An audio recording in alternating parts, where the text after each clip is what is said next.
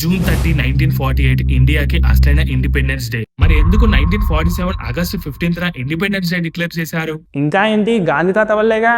హ్మ్. కాదు.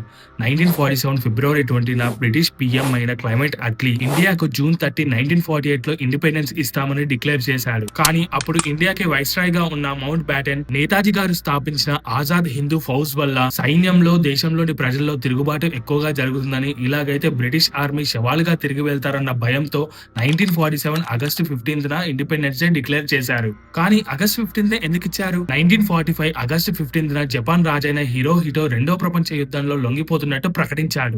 ఆ టైంలో కమాండర్ గా ఉన్న మౌంట్ బ్యాటన్ రిక్వెస్ట్ ని యాక్సెప్ట్ చేశాడు. దీంతో మిగతా ప్రపంచ దేశాలలో బ్రిటిష్ పీస్ ని కోరుకుంటుందన్న పేరు బాగా వచ్చింది. అదే డేట్ ని సింబాలిక్ గా తీసుకొని అప్పటి వరకు ఇండియాలో చేసిన దారుణాలని కప్పిపుచ్చడం కోసం ఆగస్టు 15 అంటేనే ప్రపంచ దేశాలకు బ్రిటిష్ శాంతిని చేకూర్చిందన్న పొలిటికల్ ప్రాపగండా కోసం ఇండియాకు ఇండిపెండెన్స్ ఇచ్చింది.